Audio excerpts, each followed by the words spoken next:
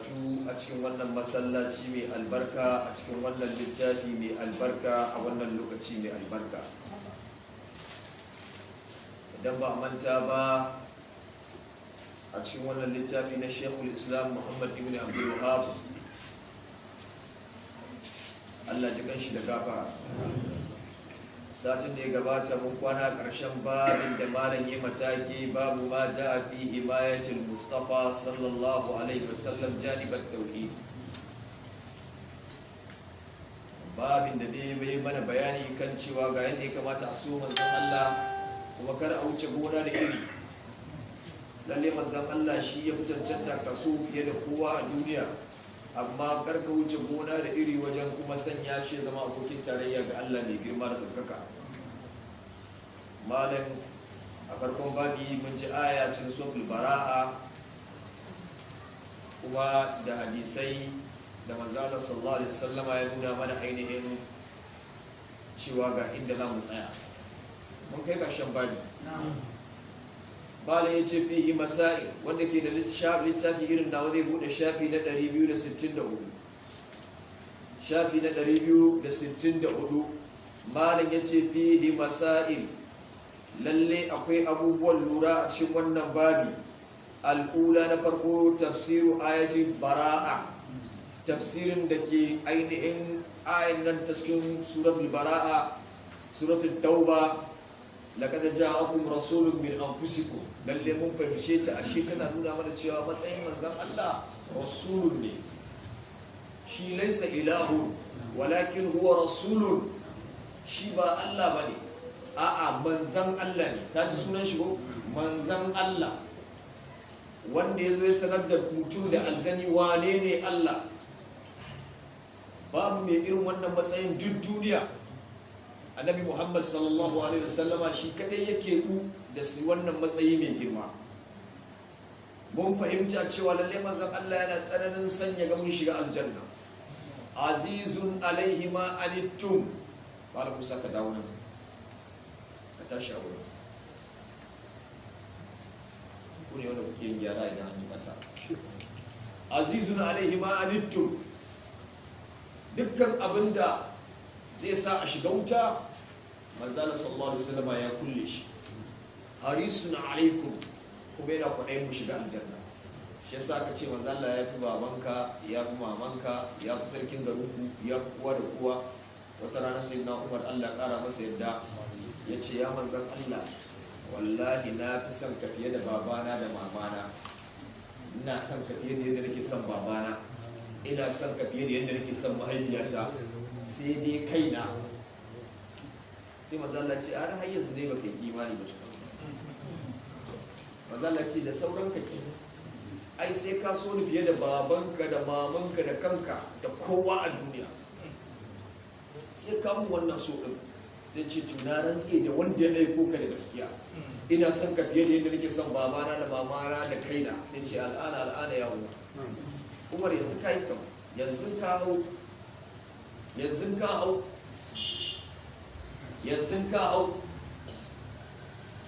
mun faɗa a ce wancan satin irin matsayin da sai na Umar suka yi kai na san manzan Allah. Su ba sabon manzan Allah sallallahu alaihi wasallam ba za ka mutum mai isa ya irga ma cewa ga mutanen da suka rasu saboda manzan Allah a wurin yaƙi, ko malaman tarihi ba za su iya cewa sun san su kan ba, wanda aka je yaƙi kawai saboda su kare shi daga jifan mashi ko sukan takobi suka rasa rawukansu. Har abada ba za ka kai sabon manzan Allah daraja ba. To shi ko manzan Allah ya kai a mai haka din ne, ba exaggeration ba ne, ya kai. Shi sa idan ka zagi manzan Allah hukuncin ka kisa ne. In ma an dai mutane ma ba su kashe ka ba, sai Allah ya kashe ka. Ka gani? Ba wai mutuwa wanda ta zo ma na mala'ika ba, a sai Allah ya kashe ka tsaye ka mutu mut. Yanzu ban ga Macron ba, ya zagi manzan Allah wai shi yarwa da shi yana Faransa, Allah ce ku kyale shi. Ya ci abin da yake sai ranar nan ya zanzare ya sa maganin corona, sai Allah ce yanzu za a ma corona. ya zo fili cikin jama'a ga 'yan jarida ga komai dan uwan shi arne da ma ya gaisa da shi sannan ya rike hannun shi ya wanke shi da magani manzo Allah ke shine wani doktor ya mewa ga yace ya makirun ai innal makra ahada bi ahli ya kai makron kai sunan ka makirci ko yace ai makirci hada abokansa yake yace ga makirci nan ya kama ka a cikin garinka yau da a ce a saudiya aka wanke shi da mari sai a ce wani abu mutumin da ya mare shi ba musulmi ba ne kuma bature ne dan uwansa kawai Allah mai wahayi cewa ya mari Macron kuma duniya sai kowa ya gani to wannan shine matsayin manzon Allah wannan shine matsayin annabi Muhammad wallahi musulmi ko a wannan kawai ka ban ya isa mu ƙara imani ko a wannan ka gane waye manzon Allah tsakanin zagin manzon Allah yanzu an yi shekara ne to ai ba a cin bashi yayi tsawo ba a taba masoyin Allah kamar manzon Allah ayi tsawon zamani wallahi ko mutane ba su taba ka ba sai aljanu sun koya ma zama aljanu masoya manzon Allah wallahi sai sun koya ma hankali mun fahimci suran wannan ayar da kada ja'akum tana nuna mana matsayin manzo Allah menene hikiman malam da yasa yi haka saboda kar ainihin wanda suke cewa wahabiyawa ba sa son manzon Allah su ce to ai dama ai wannan babun mun san na makiya manzon Allah ne sai fara maka shimfiɗa kan san manzon Allah to mai kaga kololuwa wannan ayan tana da cikin manya-manyan ayoyi a cikin alkur'ani ka san kowace aya tana da matsayinta ko to wannan laqad ja'akum din har iyayen mu mun taso muna ji suna cewa Allah ya maka laqad ja'akum ko ba ka bane sai su ce wani Allah ya maka laqad ja'akum wato Allah ya sanya maka san annabi Muhammad to mun fahimta a cikin aqidan ahlus sunna akwai tsananin kaiwa makura kololuwa na san annabi Muhammad athaniyatu nabiyu ibadihi ummatihi ala hadhihi alhamiyya ghayatul bu'd kaiwa kololuwa da annabi Muhammad yayi ma al'ummarsa wurin nisanta su daga soyayyar da za ta sa su zama kafirai bayanan da muka yi wancan satin kenan babu la iradati alal i'ada babu ba sai mun sake maimaitawa ba abinda kowa ya sani ne cewa kar kai saboda san manzon Allah ka wuce gona da iri ka zo ka ce ka bashi allantaka ka ce ya rasulullahi saboda san ai manzon Allah ma ke mana ruwa manzon Allah ke mana arziki manzon Allah ke mana ka sako sifofin Allah ka ba manzon Allah manzon Allah ya kai makura wajen kulle wannan kofar as-salisatu na uku zikiru hirsihi alaina ayan ta nuna mana lalle manzon Allah yana kwadayin mu shiga aljanna in san samu ne shi manzon Allah bai san dan wuta ka duba makiyinsa ne manzon Allah ya san kin da Abdullah bin Ubay bin Salul ke masa baya san manzon Allah ta kai ga idan ya zo ya ganshi zai miƙe a san da zuwa ya rasulullah labbaika ya rasulullah da ya wuce sai ce ya jima jakin nan wari ma yake ya ce wai abinda manzo Allah ya hawo wai shi kai ya ce manzo Allah na wari a ce ya zage shi sai ce wai jakin yana wari amma manzo Allah saboda tsabar tausayinsa sai da ya mai sallah sai da ya tofe jikin shi da addu'a ya shafe sai da ya bada rigar shi a sa mashi sai da ya dauko rigarsa manzo Allah ya dauko rigarsa ya sa aka lulluba gawan kuma ya mai addu'a da aka je makabarta aka binne shi aka watse manzo Allah ya sake dawowa ya tsaya kabarin ya daga hannu makiyin shi ba to shi bai san dan wuta bai san a cikin al'umma sa wani ya shiga wuta ransa zai bar duniya jikin shi zai bar jiki yana ummati saboda tsamin san da yake mana shi yasa in baka so shi ba kai ma baka ba aljanna wa ra'afatuhu da tsananin ainihin kawaici na manzo Allah yafiya ba taba mai abu yayi alƙawarin sai ya rama ba wa rahmatuhu da tausayi da manzon Allah ke da shi mun fahimta a wannan babin arabi'atu na hudu nahyihi an ziyarati qabrihi ala wajhi al-makhsus hanin da manzon Allah ya kaje ka ziyarci kabarinsa dan wani dalili ba dan ziyarar da ainihin take ta sunna ba irin wanda ya koyar kamar yadda zaka je ka ziyarci kabarin wani kabarin wane shi ma yana daga cikin ainihin ziyara yanzu in ka je Madina baka je ka ziyarci kabarin manzon Allah ba baka je ziyara ba ka da ladan ziyara kar ka dauka wai ko ana sokewa ne a'a yana daga cikin sunna yana daga cikin ziyara idan ka je farkon ma kana shiga garin Madina kan abin da ya sa ma ba za ka je kabarin direct ba saboda sai ka shiga masallacin shi kuma masallacin ka shiga akwai sunnar da manzo Allah ya karantar da mu tahiyatul masjid to kana yi me ya kamata kai sai ka wuce ba wani maganar ka dauki Qur'ani ka je ka samu ka zauna a yanzu da ma abin da ya kawo ka principally ka zo Madina dan mene dan ziyarar manzon Allah ne idan ka zo baka ziyarci manzon Allah ba ka da ladan zuwa Madina to ya ake ziyaran zuwa za ka yi ka je ka ce ya Rasulullahi jari na ya kare ka ga ka san da zaka je ka nemo wai ka je Zenith Banks baka bashi manzo Allah baya bada jari manzo Allah baya bada jari Allah ne ke bada jari tunda dai ka zo ka je rauda ka ga ma Allah Allah ne ke ji shine sami'un qaribun manzo Allah baya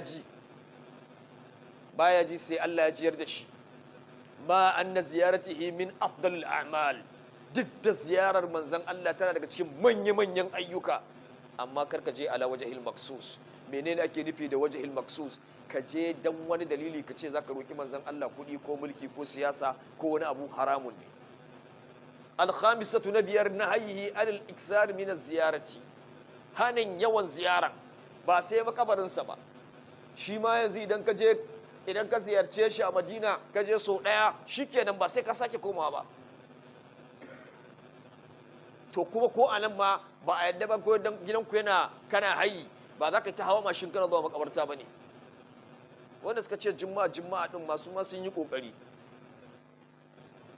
amma ka je once in a blue moon saboda zuciya ta yi laushi ta san cewa kai ma abinda dama fa'idan zuwa makabarta dan zuciyanka ta laushi ka ce kai ma wata rana kana daga cikin irin wannan kalan mutanen as-sadisatu na shida hithihi anin nafila fil baiti kwadaitar wadda manzon Allah ya akan nafila a gida karka dinka nafila a nan dakin ka kawai ba wajen bacci duk ka saka kayayyaki ka tara ba inda za a yi raka'a biyu raka'a uku karkai haka lalle masallacin ka ma dakin ka masallaci saboda mala'iku su rinka halartar dakin shaydanu kuma su nisanci dakin ka as-sabi'atu na bakwai annahu mutaqarrarun indahum annahu la yusalla fi fal muqbar manzo Allah ya ƙara tabbatar mana ya gaya masa habai cewa ba a salla a makabira ba a salla a makabarta kar a je makabarta ai salla athaminatu takwas ta'lil dhalika bi anna salatu ar-rajul wa salamuhu alayhi yablughu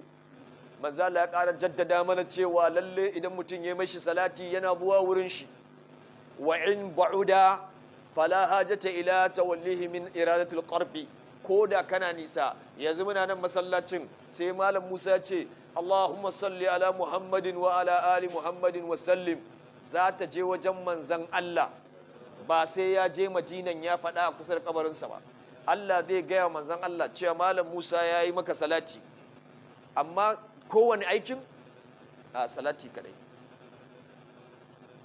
saboda shi manzan Allah ya ce mana wa ma arsalnaka alaihim hafiza wa ma anta alaihim biwakil yanzu sallan magarban da muka yi ba sai an gaya mai ba shi ya koya mana ne balle yanzu Allah ba zai ce ai malam Musa ya sallama magarba ga manzo Allah ai ba shi ke bada lada ba at-tasi'atu natara kaunihi sallallahu alaihi wasallam fil barzakh ta'arud li a'mal ummatihi fi salatu wassalamu alaihi kasancewa yana lahir yana barzakhu amma ana kai mai salatin da mutanansa ke masa wannan wata daukaka ce Allah ya masa ina fata an fahimta a ce wa wani ne maka salati wannan a mizanin ahlus sunna na aqida mun san haka amma banda wannan banda salati ba wani abin da zaka yi ko a gaya manzon Allah sabanin yanda rawafidawa da sufawa suke faɗi cewa manzon Allah yana tashi kaza kaza har ma yana fitowa daga kabari har ma ku hadu yanzu ka mai salati miliyan 6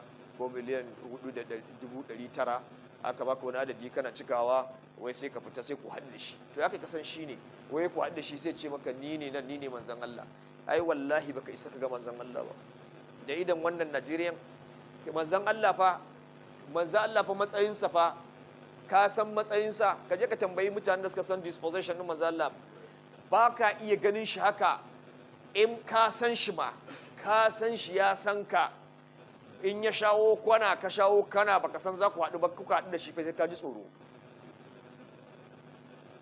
It's not just an ordinary person da kake gani kamar da ka haɗu da ni a'a ba ka bane in ka gan shi yana da tsananin kwarjini kai kuma yanzu ka sha yunwa ga wannan masifar ka ce wai kun haɗu da manzan Allah a yana ka dai haɗu da wani mutum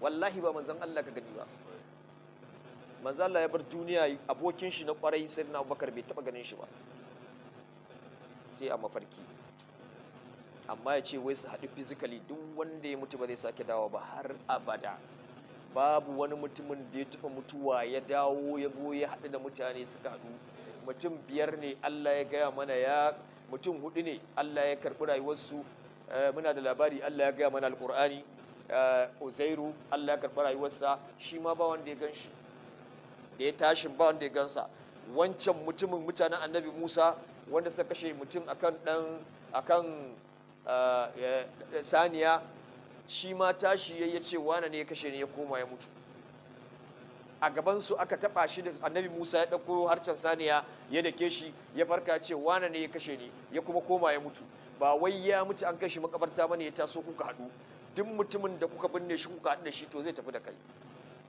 in ka yadda da haka kuma ku haɗu ba wani mutumin da aka binne shi ya taso kuma ya haɗu da kai wannan ba gaskiya bane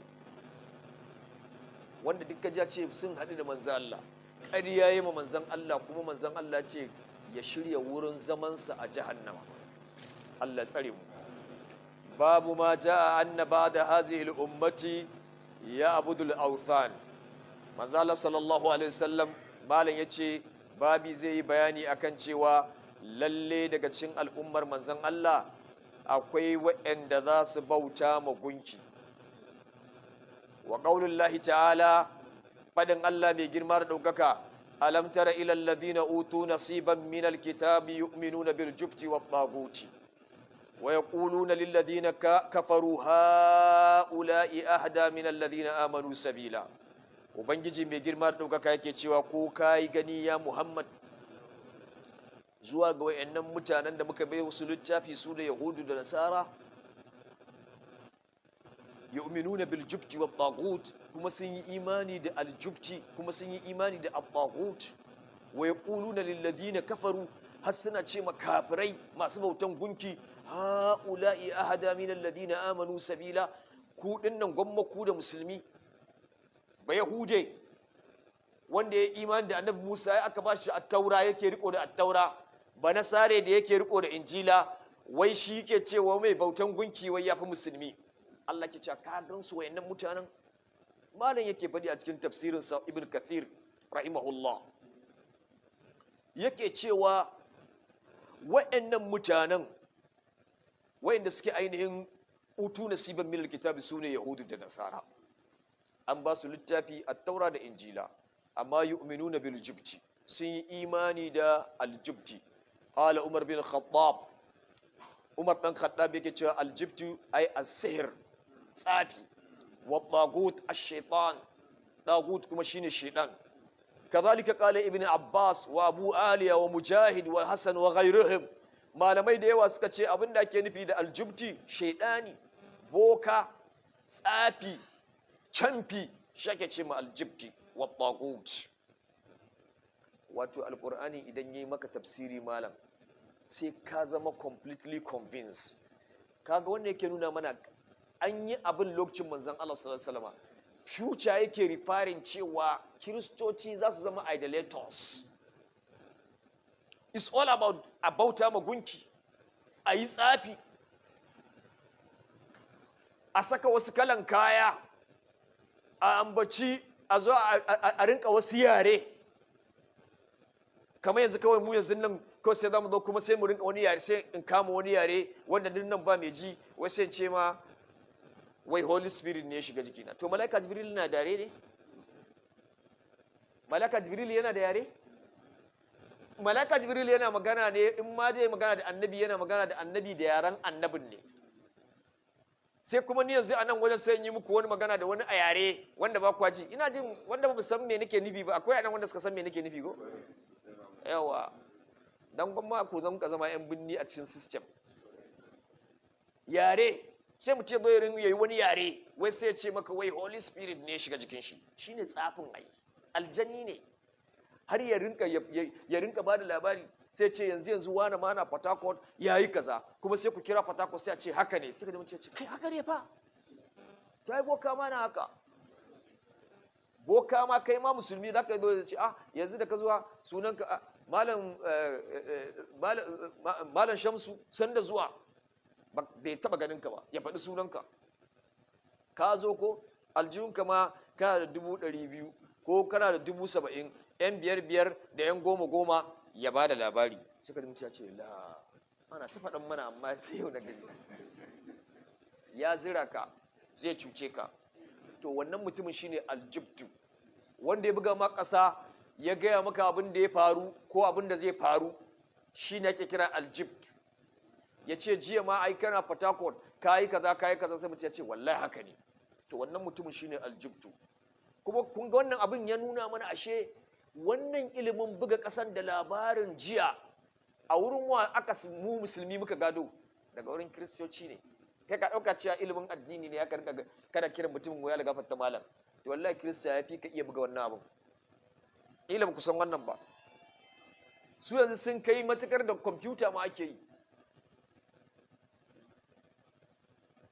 Akwai mutumin da yake gaya min Allah jikin shi da gafara. Ya ce bature ya kama tafin hannunsa ya duba a London. Ya ce mai kai sunanka kaza, kuma moto accident za ka yi ka mutu. Ya ce mai moto accident zai yi ya mutu, kuma moto accident din ya mutu. Yana nuna cewa baturen yana kan gaskiya? Wani yana nuna abin da ya gaskiya ne? Tsafi ne. Wannan kuma wani abu ne wanda kuma malamai za su yi ma bayani akan menene wannan. Shine shirka baka. Amma shi da yake Allah ya mai rahama bai yadda ba. Me yasa na gaya muku wannan abin? Saboda in nuna muku cewa asalan wannan abin daga kiristoci ne. Buga ƙasa, labarin gaibu, astrology ko da astronomy. In ka je jami'a ma ka zama professor za ka iya ka koya, ka zo ka rinka yi, kai ma ka yi, ka samu turarika. Gaya maka labarin gaibi, sai mutum ya ja wani layi, kai idan ka yaga layin da ya ja, amma baka ji wa ya gaya mai labarin ba. Sai rike sai rike wani carbe ce to kama nan, sai ce su ba. Al'amarin ka kafin ya gama faɗa gaba ɗaya duk abin naman da ka ci ya narke.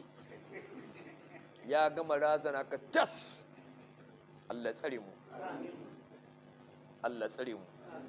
Daga lokacin da ka je wajen boka ya baka labari baka yadda ba, an bata maka ibadarka ta kwana 40. Ba dai ka je ba? Idan ka yadda kuma ka kafirta da abin da manzo Allah ya zo da shi. Kuma ku duba yadda abin yanzu yake penetrating yake yana ƙara ƙarfi, penetrating yake ƙara ƙarfi. Ba da abin da ya kai ka wurin ba, dama da ka bar tauhidi, ainihin kwaɗayin duniya za ta ma yawa, neman matsayi, aljahu wal malu, kana neman matsayi da kuɗi kafin ka ce kuma za ka kanka a gaban boka.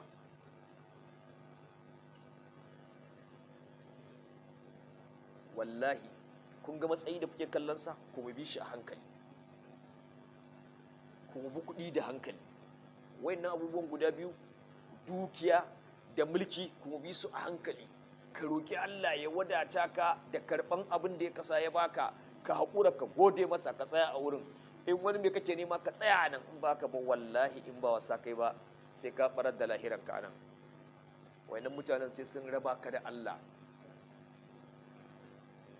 Su wayannan mutanen da suke wannan, kamar yadda Malam Ibn Kasir yake cewa, wata rana ne daga cikin ainihin Qurayshawa suka je suka samu ainihin kafirai a Madina. Sai suke ba su labari suka ce, da Allah ku gaya mana da mu da Muhammadu wa yake kan daidai, ku aka ba ku littafi, to ku bani labari. Muna da kakanninmu da iyayenmu da al'adunmu na gargajiya da gumakanmu a Ka'aba. Muhammadu ya zo ya raba ƴan uwanmu, ya raba mu, ya zo da wai a bauta mu Allah ɗaya. Mu muna da Allah guda 33, shi ko Muhammadu ya ce a bar Allah 33 a bauta mu Allah ɗaya. Wai da mu da Muhammadu wa ya fi daidai? Yahudawa kawai sai suka ce kai ku ne. Shi yasa ainihin aibe Yahude babban dan wuta ne, saboda sun kafirce. Kamar wanda ya fi sanin ka, ya kake jin zafi a ce wanda ya fi kowa sanin ka ya denying ɗinka. Mu faɗin nan da kuke kallon mu ba mu kai fa Yahudawa fa sanin manzo Allah ba. So da kafin ainihin alƙur'ani ya sauka a zuwa wurin mu, a taura ta ba da na'at rasulullah. Su Abdurrahman bin Auf, su Sayyidina Umar, duk sun haddace ayoyin da ke cikin attaura da yaran wanda suke nuna siffan manzon Allah. Sun san shi. Alladhina atainahumul kitaba ya'rifunahu kama ya'rifuna abana'ahum. Wanda muka ba su littafi suna sanin manzon Allah kamar yadda uba yake sanin ɗansa. Amma sai suka deny din shi, suka ce wai gon makafirai. Yanzu kuma ku kalli duniyar yau.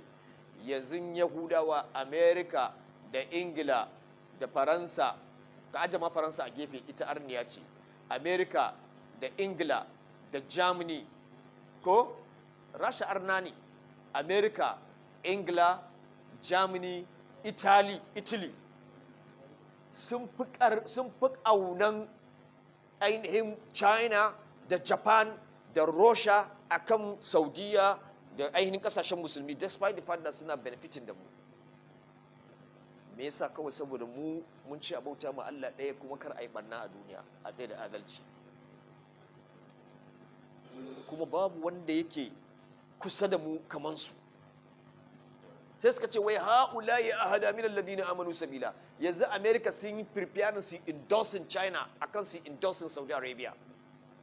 Kuma su Amerikawan sun san cewa Saudi Arabia tana fi kan daidai, musulmi su ne kan daidai, amma sun fi kaunan su akan mu. Ha'ula'i ahada min alladhina amanu sabila. Wai gwamma ku kafirai masu bautan gunki da musulmi da suka kadaita Allah daya, alhali kuma su wai abokan annabi Musa, wai mabiya annabi Musa da Isa ne. Idan ka kai kololuwa ga san annabi Muhammad, dole ka so annabi Musa da Isa. Idan ka kai kololuwa a san annabi Musa, dole ka so annabi Muhammad. Dan ba a raba dan juma da dan jimmai. Ai su ba maganan ma dan juma da dan jimmai bane, hannun hagu ne, hannun dama ne gaba ɗaya, ma ba hannun hagu da dama bane. Dan su manzala sallallahu alaihi wasallam ya ce mu ainihin annabawa ubanmu ɗaya uwanmu ɗaya, kawai mun zo daga yare daban-daban ne, uwarsu ɗaya ubansu ɗaya. inna allaha astafa adama wa nuhan wa ala ibrahima wa ala imrana ala alalamin dhurriyatan ba'daha min ba'd wallahu samiun alim. Annabi Musa daga gidan Ibrahim yake, Isa daga gidan Ibrahim yake, sannan ma kuma ballantana uwa uba annabi Muhammad, wanda shi annabi Musa ya zo ne da gidan annabi Ibrahim, Allah ya kaddara zai zo. Annabi Isa shi ma Allah ya kaddara zai zo daga gidan Ibrahim, amma shi annabi Muhammad musamman annabi Ibrahim din ya je haukan dutse ya kalli ɗakin ya ce ya Allah na roƙe ka kasa a haifi yaro a garin nan ɗan garin nan.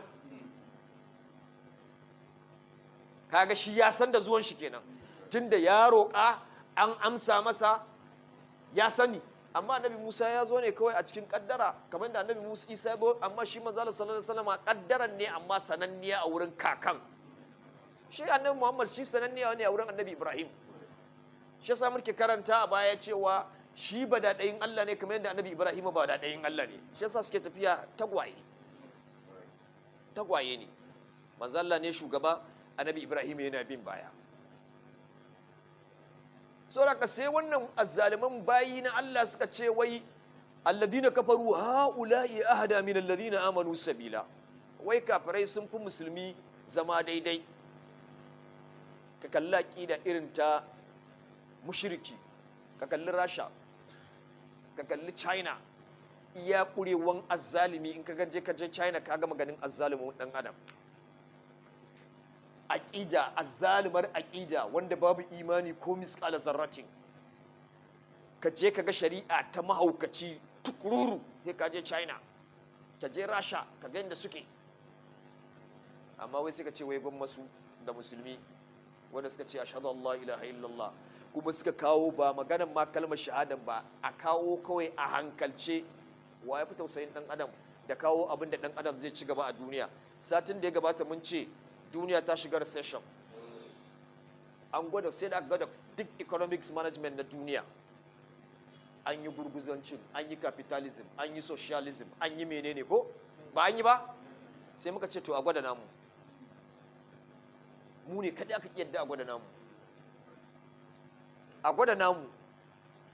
Duk economic management ɗin da aka yi, an yi wall menene economic summit, a yi a ce a haɗa makirci, a kashe wasu mutane don wani gari ya tashi, a sai da kaza don kaza, a yi kaza don kaza. To a ce don Allah yanzu to mun ji duk na, to a yi na musulmi na wata ɗaya, a gwada namu na wata ɗaya a gani, a ɗauko alƙur'ani da hadisi a ce yanzu duniya za ta tsaya kan alƙur'ani da hadisi na wata ɗaya rak. Idan bai yi ba shi kenan ba za mu sake ba. A gwada don girman Allah a gani, kar a yi kasuwanci sai na alƙur'ani, kar a yi shari'a sai na alƙur'ani. A yi wata ɗaya ana yi a duniya a gani inda wanda zai ƙara kukan yunwa. A gwada mana, ai an san da shi. Ka je ka duba Islamic Bank Economic Management, ka je ka gani me ya kawo talaucin duniya, me ya kawo talaucin duniya. An aje alkurani ne, ba kuma irin kalan wanda bai iya lissafin kuɗi da ba kawo shi ba. A Najeriya an kawo, an tura mutum ya je zama professor, ya mau kuɗi, ya iya duk wani makirci, ya dawo ya ƙara dilmi ƙasar a talauci. Amma a kira malamai a ce musu don girman Allah a zo a yi na wata ɗaya a Najeriya ka gani, inda ko da zai ƙara talauci. Na ba ku wani asamin, ka je ka tambayi duk duniya wace ƙasa ce take da ainihin tattalin arzikin Saudiya. Ka je ka tambaya ka ji, ka je ka gansu, ba su kai sun kawo ba. Yanzu a ce a kulle ko ina, kowa ya dogara da kansa na shekara, a ga wane ne zai kada. Ita ko har gobe za ta rinka iya an taya mutane bashi da komai. Karka ɗauka wai maganan wai ana aikin hajji ne. To ba maganan aikin hajji, wannan riko da alkur'anin da suka tsaya kan alkur'ani da hadisi distinctively, wallahi shine ta ba su arziki. Da har gobe ba su yadda da riba ta gitta cikin account ɗinsu ba. Inuwanta in sun gani sai sun yi sweeping din shi out. Malaman sun gaya masu. Kuma har gobe su suke ba kowane ƙasa bashi wanda ya durkusa, su za su baka bashi. Inda an yi riko da Allah babu wahala. Amma kafirai sai suka ce wai kafirci ne yafi wai hanyar mu'mini. Wa qaulihi ta'ala, ubangiji mai girma dauka ya ce kulka ce musu ya Muhammad, hal unabbi'ukum bi sharrin min dhalika mathubatan 'inda Allah man la'anahu Allah wa ghadiba alayhi wa ja'ala minhumul qiradata wal khanazira wa abada at-tagut. Ka tambaye su, wai in gaya muku muguwar makoman da tafi wanda kuke fada, kun ce musulmi ne batattu. Sai Allah ya ce ya Muhammad, gaya musu labarin wane ne yafi kowa shiga masifa. Man la'anahu Allah, wanda Allah ya tsine masa. Ai mun san su ko? Wa ghadiba alaihi, kuma ya fushi da su da Yahudawa. Waja'ala minhumul qiradata wal khanazir, kuma ya sanya su suka zama birai da aladu. Malaman tafsiri suka ce mutanen ashabus sabati sune birai, ainihin ashabu ma'ida Isa sune al-khanazir. Wasu malaman suka ce a'a, duka ashabus sabati ne. Tsofaffin su aka mai da su birai, matasan su aka mai da su aladu. Allah ce su ne mafiya sharri. Yanzu ainihin shi yasa bai hude, yanzu idan ka je ka ɗauko tun daga Genesis zuwa Proverbs, ka je ka ɗauko gaba ɗaya Old Testament da New Testament, ka gani labarin annabi Dawuda, ka duba labarin ashabus sabati. Mun ce babu shi, walaqad alimtumul ladina atadaw minkum fis sabati. kuma babu labarin ainihin wa'annan baqara. wa iz qala musa liqaumihi ya qaumi inna allaha ya'murukum an tazbahu baqara, babu a cikin at-taura da injila. sannan babu labarin iz qala allah ya isa iz qala isa ibn maryama ya rabbana anzil alaina ma'idatan minas sama, babu labarin a cikin at-taura. shi yasa musulmi shine mafi abokin gaban bai yahudi, saboda shi kadai san sirrinsa. ka san mutum ya san sirrinka, ya san labarinka, ka zo za ka yi kuri. yanzu ko 'yan siyasa ba abin da suke yi kai ko in ka fito tara sai su takara su ce a kai ka janye mawa ne, idan ka ƙi sai su ja ka gefe su ce to kai mana labarin fa kakanka an taɓa kama shi a dukku, sai ce to na janye mai, a bar magana. ko ba ka suke yi ba?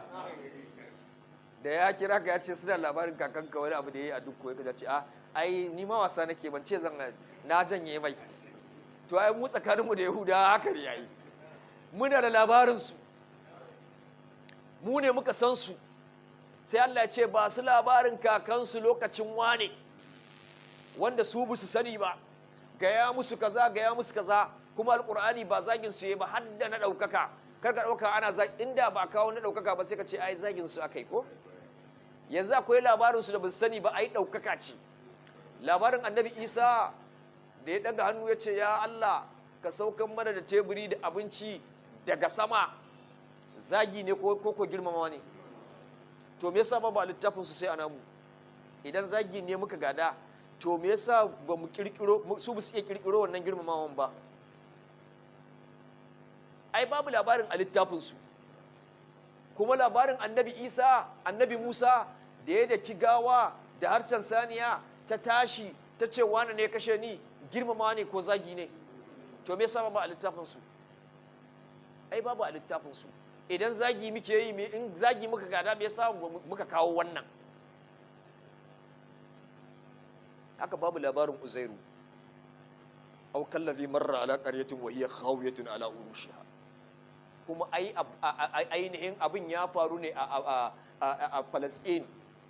kuma amma akwai labarin Bukanizer, akwai labarin Bukanizer a cikin Old Testament. amma me yasa ba Bukna Tasar kenan? to me yasa ba kawo wannan labarin ba? kaga kenan ashe musulmi shi san sirrin su. shi yasa idan ka san a duniya abin da suke so a daina karatun alkur'ani. duk a cikin abin da musulmi suke na activities wanda bai hude yake so ya taɗe a duniya a daina shine qur'ani. shi yasa sun ɗaukan makansu hanyar ci nasara wanda ya kamata mu kuma mu dakile ta. yes, sun ɗaukan makansu, sun ɗaukan makansu. wanda suka dage yanzu wanda Allah ya taimake su suke sa ƴaƴansu sun kara haddace alqur'ani, Allah ka ƙara albarka gare su. wanda suka gina mana makarantun alqur'ani mai girma a wannan Najeriya, da wanda suka rasu da wanda suka yi rayu, Allah ka ƙara musu albarka. yan uwa musulmi, wanda ya samu ƴancanci yana so yi wata sadakatul jariya gagarima ya gina makarantar islamiyya da hafizul qur'an. idan ka ga malamai da suke karantar da tahfizul qur'ani ka dauki nauyin su. in ka ga wani malami mai karantar da alqur'ani, ko kai malami ne ka rinka bashi kuɗi. Allah zai tada malami a gidanka. na ga ma sirrin yadda ake samun malami a gida. idan kana son Allah ya baka malami a gidanka, to ka rinka ba malaman nan da kake ganin su a banza, malaman islamiyyan nan ka rinka cinna musu fi sabilillahi. Allah zai tada malami a gidanka. makarancin alqur'ani ya daga cikin kudubar da Sheikh Abdullahi Balalauji yayi mana akan ainihin hibzul qur'an. ana ba da danginka mutum 7, bayan an zo da uban filin alkiyama an yi mai rawani da uwar, an ce wannan shine baban wane wanda ya haddace alkur'ani.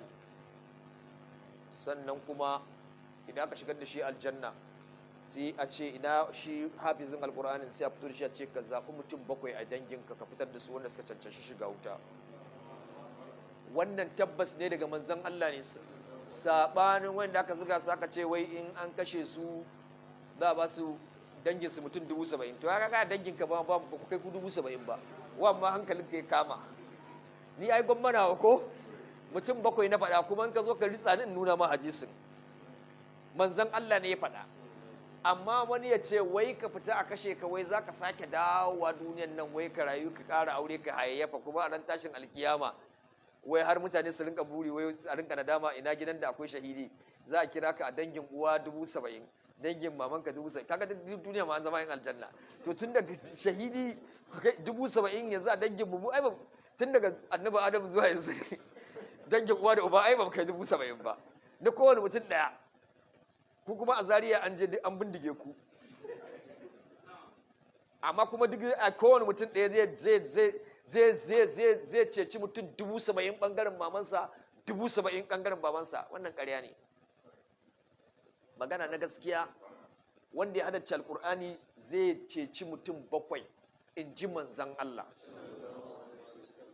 zai ceci mutum 7 mutum 7 za a baka cetonsu yahudawa abinda suke jin tsoro babu kamar shi wannan alƙur'anin shi ne sa ga an bullo da tashoshi da hanyoyi yara wanda za su haddace alƙur'ani su koma su yi music yanzu kawai da yana yaro ya zo yanzu an same shi ya ɗanyi wani aski ya taka wandonsa ya sa wani canvas in yi wani waka wasu yara na gefe suna ya sai kawai ya ba shi dalar amurka 10,000 babin dariya nake faɗa muku ba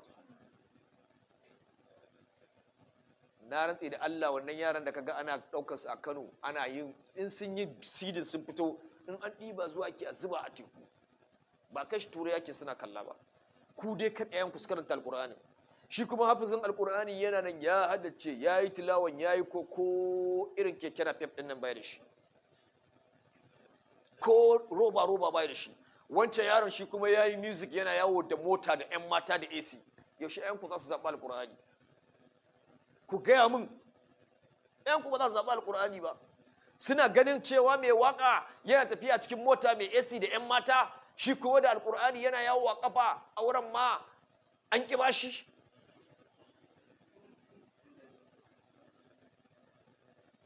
kar mu cuci kanmu fa kar mu cuci kanmu idan daga kanmu abin ya lalace to mun shiga uku wallahi mun shiga uku duk wanda ya san Allah ya ba shi dama in a ko ina ne ai supporting alqur'ani kun ga yanda dai alqur'ani ke nu digesting to wannan shine gaban da ke tsakanin musulmi da su idan ka tambaye kanka na baka assignment ka je da kwakwalwanka me musulmi me bai hude mun kashe su ne kaga dai mu fi su makamai ba ko mu muna son zaman lafiya duk inda ka gan mu hakka jin mu ma lafiya suke zaune mu hakken woyi ne a cikin gidajen mu suna zaune lafiya haka ne ko to laifin me muka yi annabawan da duk suka zo ta cikin su mun yi imani da su ba abinda muka taka musu ba zubar kawai mun san jarimar bannar da suke kai kawai kuma alqur'ani ya ce kar mu bi wannan shine laifin kawai banda wannan babu wani laifi da muka yi musu babu wani laifi da muka yi musu wama naqamu minhum illa an yu'minu billahi al-aziz al-hamid alladhi lahu mulku as-samawati wal ard Allah ce baku musu komai ba sai dai dan kun imani da Allah godadde mabuwayi godadde mai mulkin sammai da kasai shine laifin musulmi a duniya